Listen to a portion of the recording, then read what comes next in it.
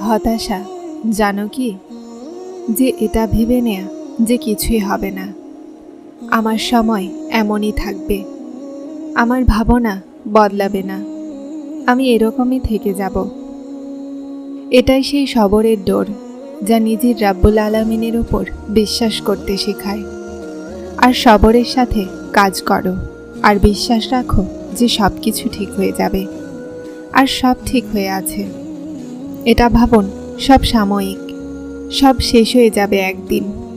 এই বিশ্বাস রাখুন যে আপনার সামনে একটা নতুন সফর আপনার অপেক্ষায় আছে, সামনে খুশিগুলো অপেক্ষায় আছে আপনার।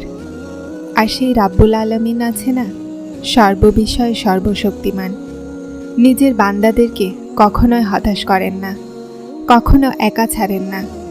সবর চান শুধু তিনি আমাদের থেকে। কে জানে, তুমি যা চাচ্ছ তিনি হয়তো সেটা তোমাকেই দিতে চান, কিন্তু তার আগে উনি তোমার থেকে অনেক বড় বড় কাজ করাতে চান।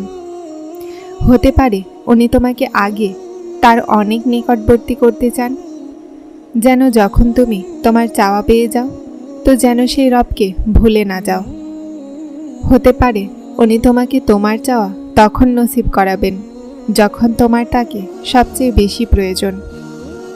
হতে পারে যে তিনি তোমাকে তোমার চাওয়ার সাথে সাথে আরও অনেক কিছু দিতে চান।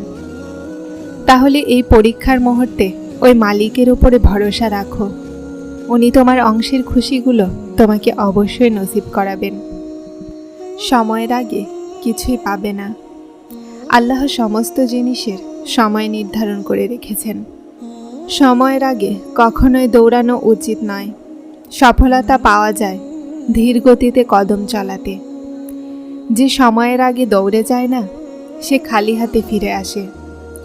ভাঙা জিনিসকে ভাঙা থাকতে দাও, সময় আসলে সেটা আপনা আপনিই জুড়ে যাবে। নিজের বিগড়ে যাওয়া নিজের ওপরে নির্ভর করে। আমরা নিজেকে নিজেরাই এলোমেলো করে দিই। সময়ের আগেই জিনিসগুলোকে চাই। সময়ের গতি খুব তেজ, কিন্তু আসে নিজের সময়েই। কিন্তু মানুষের এখতিয়ারে কোনো জিনিসই নেই। তাদের কাছে একটা নিয়ামত আছে, সেটা হলো সবর। সহ্য করতে শেখো, নিজেকে সবরকারী বানাও। তোমার নজরে তুমি নিরুপায়, কিন্তু বাস্তবতা এটাই যে তিনি প্রতিটা ফয়সালা তোমার হাতেই দিয়ে রেখেছেন। যে চাইলে তুমি আমার থেকে উদাসীন থেকে সব কিছু হারিয়ে ফেলো, আর চাইলে আমাকে রাজি করিয়ে সেটাও পেয়ে নাও যা কখনোই পেতে পারোনি।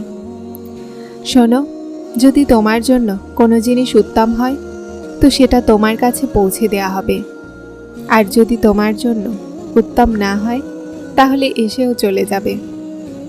তুমি আল্লাহর উদ্দেশ্যকে বুঝতে পারবে না।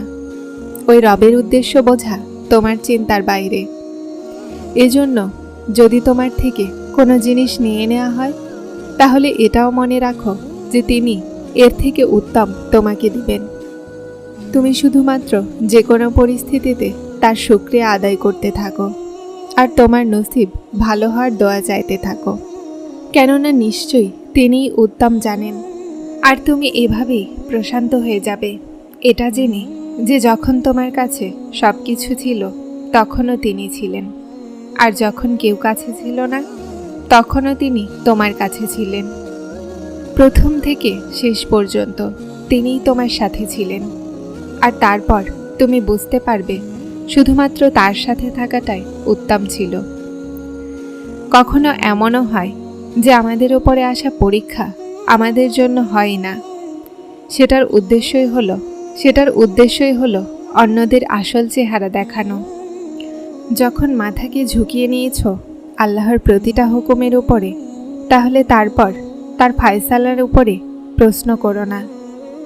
আজ নয়তো কাল তোমাকে তোমার চাওয়া জিনিসের মাধ্যমে ভরিয়ে দেয়া হবে। দেরির মানে তো এটা যে তোমার হকে উত্তম করে দেয়া হয়েছে।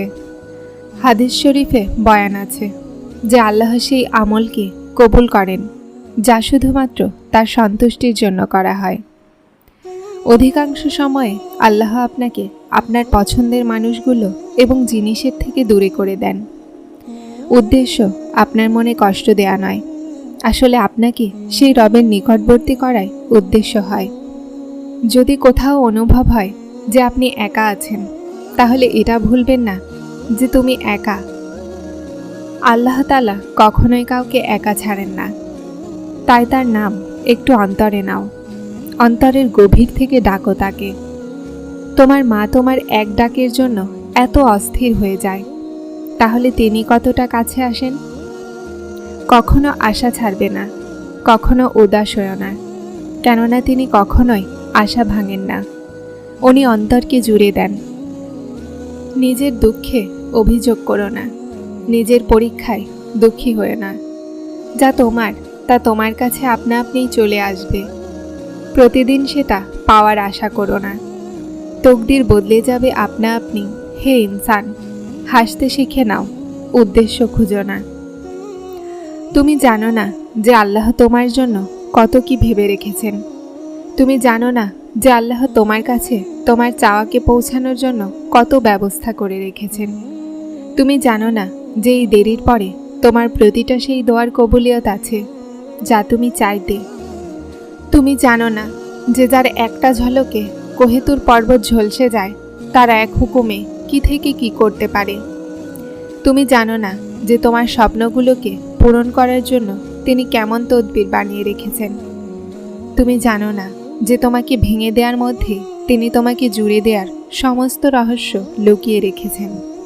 তুমি জানো না যে তিনি শেষে তোমার চাওয়াকে তোমার ভাগ্যে লিখে রেখেছেন। মানুষ যখন ভালোবাসা ভেঙে যাওয়ার পর আল্লাহকে তলাশ করতে বেরিয়ে পড়ে না, তো আল্লাহ প্রথম থেকেই তার অপেক্ষায় থাকেন। আর যখন তার সম্পর্ক রবের সাথে জুড়ে যায় না, তো সমস্ত ভালোবাসা সে পেয়ে যায়। সে তার রবকে ভালোবেসে ফেলে। তারপর তার রব সেই ব্যক্তিকে, অর্থাৎ যে তার মন ভেঙে দেয়, তাকে এনে তার কদমে ফেলে দেয়। কিন্তু সেই সময় আপনার ওই ব্যক্তির তার ভালোবাসা, তার সহানুভূতির প্রয়োজন হয় না, কেননা আপনি তাকে অনেক পিছনে ছেড়ে এসেছেন। আপনি আপনার রবের ওপরে, আর আপনার রব আপনার উপরে রাজি থাকে। তারপর রব কোন বলে দেন, আর আপনাকে সেটা দেন যা আপনার ধারণায়ও না থাকে। আমরা এটা ভাবি যে যে খারাপ করলো তার সাথে তো কিছুই হলো না। এটা দেখি না যে আল্লাহ তাআলা আমাদেরকে দুনিয়াতে এর বদলে কি কি দিয়েছেন। আর যেখানে কথা কর্মফলের, তো আল্লাহ ভালো জানেন যে কখন, কোথায়, কিভাবে আর কি দিতে হবে। শুধু আপনার মন শান্ত করে নিজের সমস্যাগুলোকে আল্লাহর সোপর্দ করে দিন। আর জানো, যখন তুমি সবর করে নাও না, তো তোমার মঞ্জিল তোমার পছন্দের বানিয়ে দেওয়া হয়, যেখানে তোমার ধারণাও না থাকে। যদি তুমি তোমার রবের ওপরে ভরসা করো, তো এটাও মনে রাখো যে সেই রব তোমার ভরসাকে কখনোই ভাঙতে দিবেন না। যদি পড়ে গেছো তো কি হয়েছে, উঠে দাঁড়াতে ভয় কেন পাও? চেষ্টা তো করো। তুমি আল্লাহকে একবার ডাকবে, তো তিনি তোমাকে 100 বার জবাব দিবেন। তুমি এক হাত তার দিকে এগিয়ে দিবে, তো তিনি 2 হাত ধরে তোমাকে নিজের দিকে টেনে নেবেন। এভাবে কাঁদলে তো কিছুই হাসিল হবে না। পড়ে গিয়ে উঠে দাঁড়াতে শেখো। আল্লাহর ওপরে ভরসা রাখতে শেখো। প্রতিটা মানুষের পরীক্ষা আলাদা হয়, প্রতিটা ব্যক্তির পরীক্ষা আলাদা হয়। আপনি আপনার তুলনা অন্যদের সাথে করবেন না। যারা চ্যানেলটিতে নতুন এসেছেন তারা সাবস্ক্রাইব করে হেদায়েতের সাথে থাকুন। আসসালামু আলাইকুম।